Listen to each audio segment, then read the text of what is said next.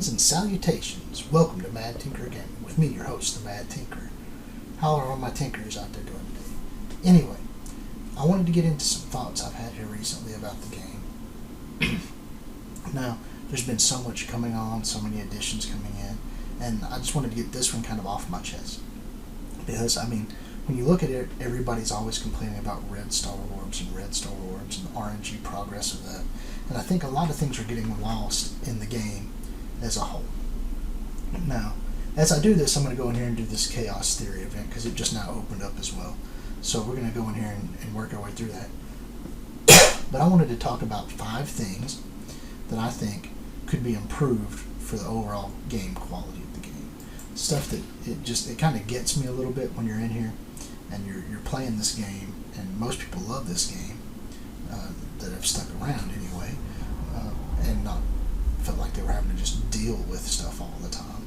So here are 5 things that I think could be improved and may need a little touch up or rework. And if y'all feel the same way, put some comments down here. Or if you feel like, no, it's not quite what you're thinking, or prove to me differently. I enjoy the feedback from fellow peers, fellow players of the game. My first one are character events that don't truly feature the character. The prime example here recently was a Proxima Midnight event, right? It lasts like 24 days, okay? But a suggestion for this that might be able to change it, because currently, right now, if you have a 45 shard unlock, right, and the orbs that we're getting in these only guarantee 2. You get 1 in each side shard. You don't know what you're getting in the central one, right? So you can only base on you're getting 2. So you need 810 shards. That means you're going to have to run it 405 times.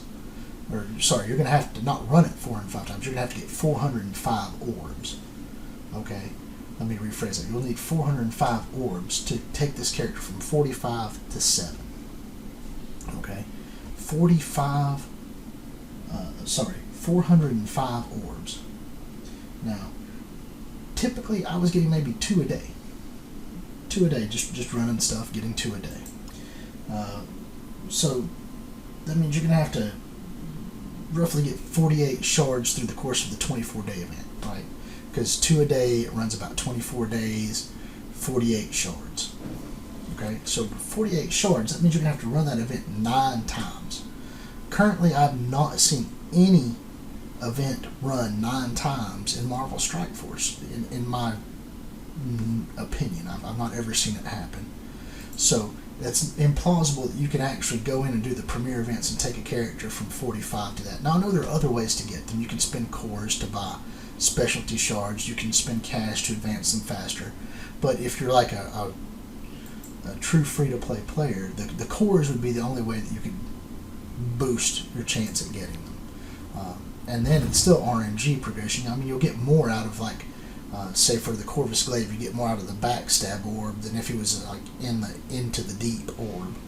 So, but an idea for just making these things feature the preeminent character that you're talking about, because that's why people are running them, right?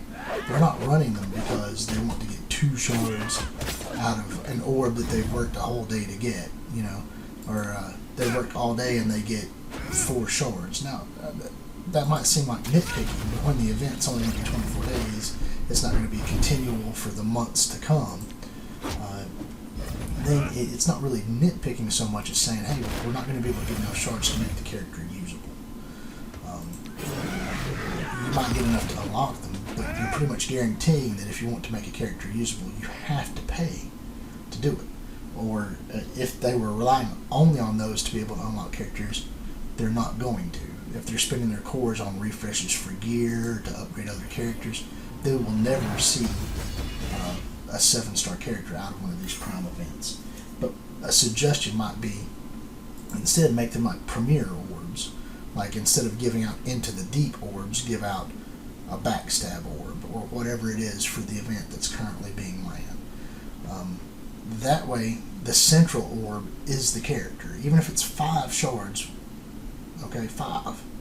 If you get 2 of those orbs a day, that could get you 10. You know what I'm saying? but it will cut your stuff in half. You know, instead of needing 810 shards, 405 orbs, you'll need 810 shards at 162 orbs. That means you could run the event in 3.5 times, 4 times. That's something that has a potential to be feasible. You know, running Proxima Midnight event 3 or 4 times in a year is something that is possible. So please, Foxnex, try to make it to where the central orb is what focuses that character, okay? If you could do that, that would save a ton of time, and people don't really want to spend all this time running these and get very minimal rewards. At least make it feel like we're truthfully progressing, you know? If I have to run an event 4 or 5 times to top out a character, great. But at least that gives me a way to know that I have to run it 4 times versus I have to run it 9 and I'll never see a 9th time in a year or 2 years. You know, you're looking at 2 to 3 years. By then the character will be obsolete. You know, at least 3 to 4 times you might be able to get that character up within a year and still be able to use it and play with it a little bit in some kind of a format. The second one is putting characters into drops that are from orbs only. Prime example being like Minerva and Yo-Yo. Yeah, they're in an orb, 2% drop rate, so it's completely RNG. It pretty much makes it guaranteed that only pay-to-play players will be able to unlock that character. Free-to-play players will never really have a chance unless they just get super lucky. Now, don't get me wrong, you're giving them a chance, but like 2% chance at best. I don't feel like that's a good thing to do because most of your player base is free-to-play players. I know they're not the ones that pay the bills, and I get that. The ones who are paying to play, but they're going to pay and they're going to unlock the character anyway, so why not make it a little easier for the free-to-play players to gain a little ground and maybe save your pay-to-play players just a little bit of money and let them spend it on something else if they know they can get a few of these at a little bit lesser cost. And the solution I thought of that might be a good one and could benefit pretty well is have the characters before they become an orb exclusive run in a store for 30 days. 5 character shards for 30 days, 150 shards. That doesn't even take you all the way up to a 5-star. That might get you a 4-star character, and after that it's all based on RNG or expenditure. But at least then people who are free-to-play players can get that character unlocked and make it easier that way for them. Then they can spend cores on orbs for that character, stuff like that. Or maybe they'll splurge a little bit and spend $10 or $25 on one offer just to go ahead and take them up to 5 stars. I think that would benefit the company overall, and I think it would make it a little easier for free-to-play players out there as well, and make the game a little bit more fun. I'm thinking that would be something highly useful for people, and that it would make the game more fun. So that was my second thing, just pretty much putting them into an Orb Drop exclusive. It's completely random. I opened like 15 premium orbs looking for yo-yos, and I got 15 shards. That doesn't make it fun when it's all based on RNG. Here's another one that was kind of an unnerving thing for me. Something that is just good business sense. Misplanning or poor performance for events. Okay? When you plan an event, you tell us it's going to be on a day, you put the event up, make sure the event will run properly. The one with all the gear here recently where gear was missed, it showed up as already claimed. Yeah, it was an easy enough fix, but if you'd have just done like a week-long test of it before you released it, you would have seen that those things didn't work right. And you would have known, oh, these things don't work. We need to fix that before we release it. And then don't tell people you're going to release it until it's completed and ready to go. I mean, it's sort of like if I owned a car business, right, and I'm making cars, I'm not going to get one car through the gate, not testing any of the brakes or the steering on it, and be like, okay, we're ready to ship 1,000 of these out, let's go. I'm going to get like 100 of them built, test them all, make sure everything works on all these cars first, and then be like, okay, everything works, everything's in order, let's release it then. I mean, it might mean you have to do things a month in advance, And I mean, I'm sure y'all probably plan on these things a month in advance. I mean, most business models do that, and I mean, I do get every once in a while something's going to happen. But lately it's been every event. Every event or every download or every installation of new items into the game has caused issues, bugs, mass problems. I think your testing needs to be a little bit stronger. But I'm not the head of a multi-million-dollar company.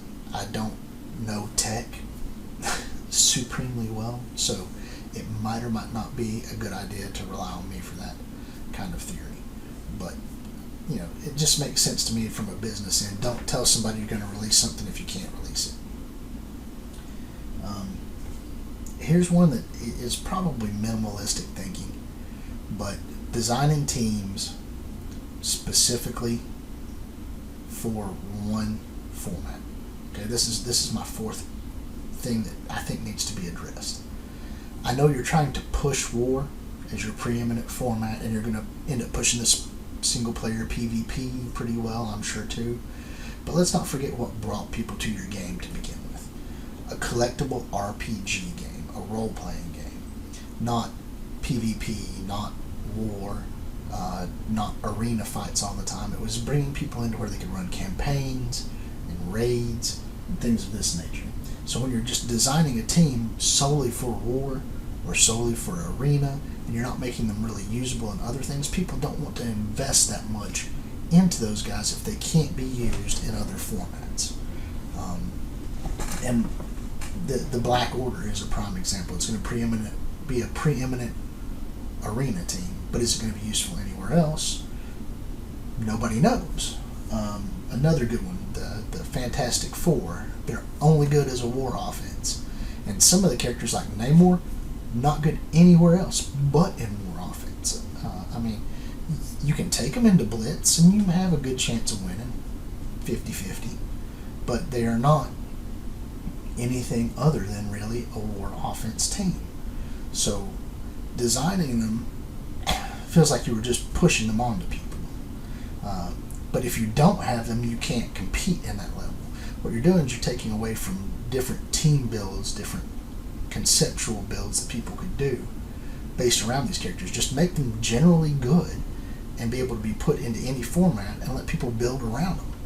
You know, maybe somebody didn't want to run Namor in it, but he is pretty much an essential need in the FF right now to make him really good.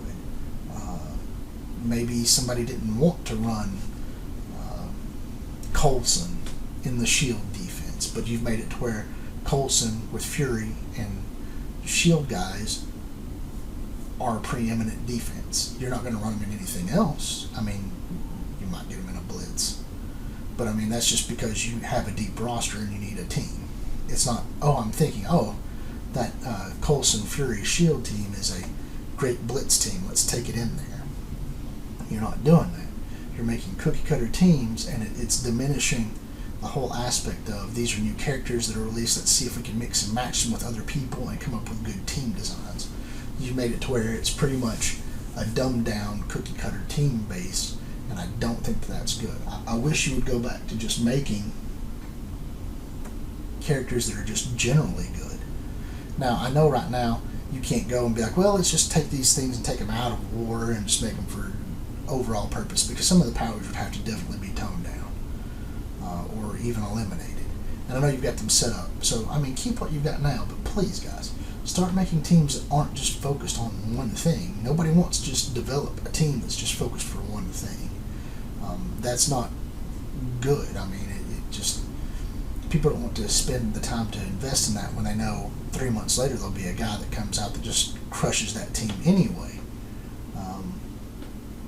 So think about that. I mean, make teams that are good, but good in at least 3 or 4 formats, not just one, and maybe you can run them in Blitz. Okay? That's something y'all need to do. They need to be good for raid. Most people raid. They raid every day. It's their major way of getting stuff done, and you've forgotten about the raid aspect of teams. you're starting to kind of come back to it a little bit, but you've been so focused on war and just pushing out characters for war that you've forgotten a lot of people want to raid.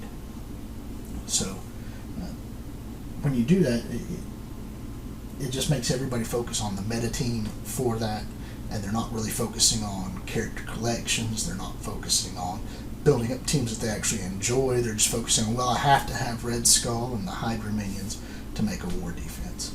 So let's kind of refocus that and build something that's good, just generally overall good. Now, the fifth thing I want to talk about, and this one's kind of one that, it delves into all of it, is character push versus content push.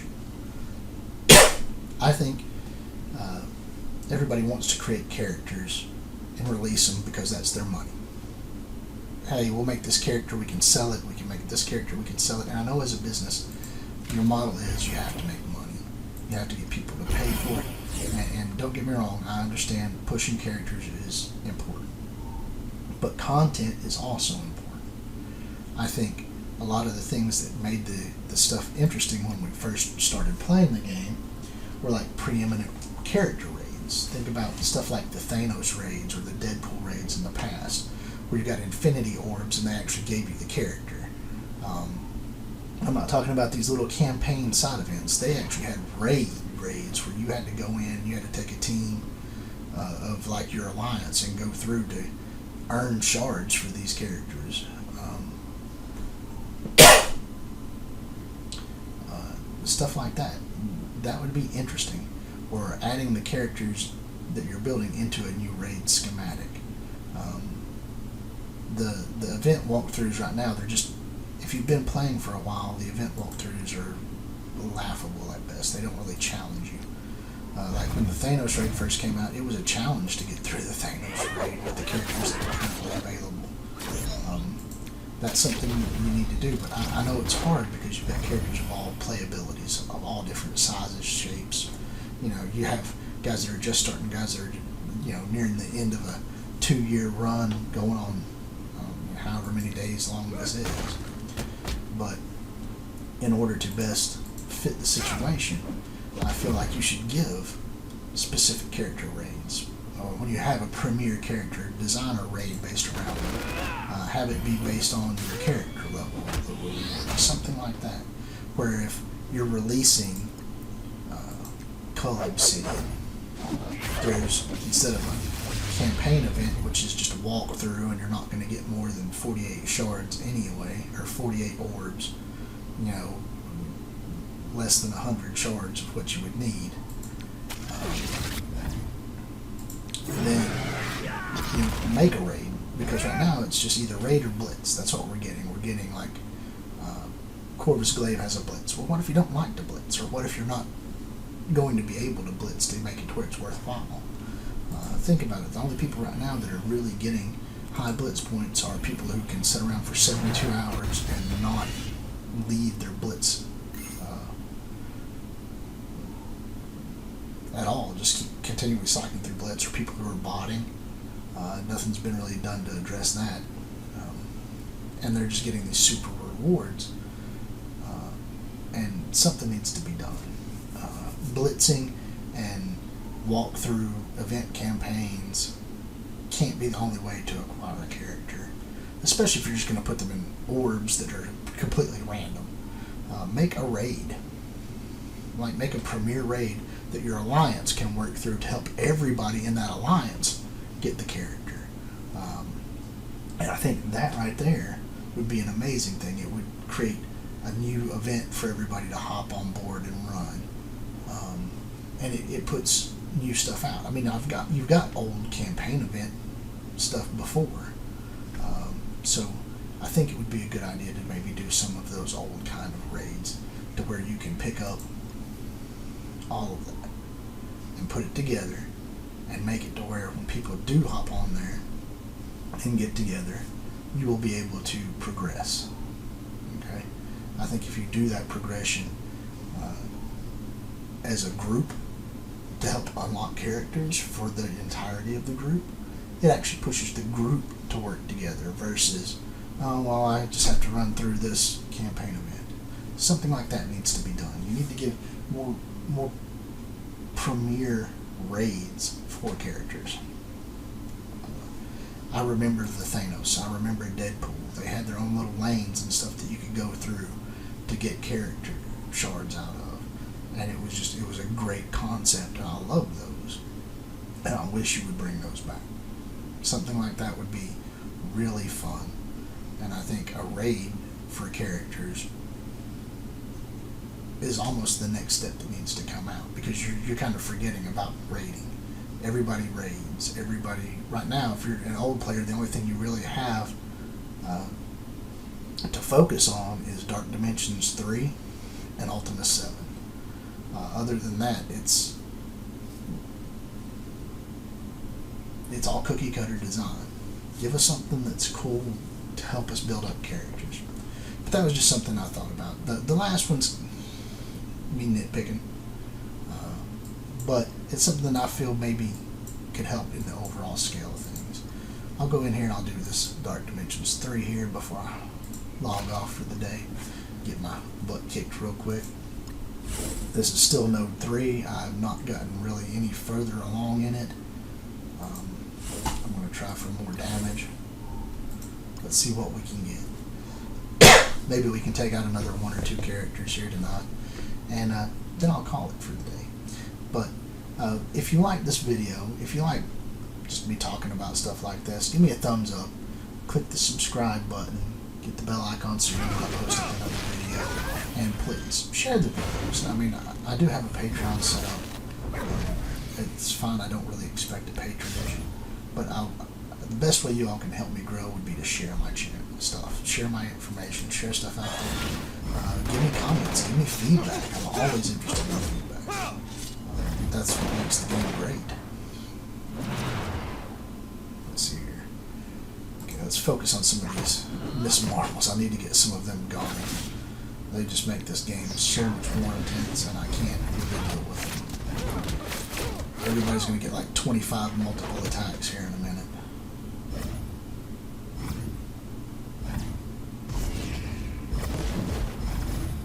Okay, let me get off her special at least. That might clear out a couple of people. Really? She's gone already. Well, that did me no good.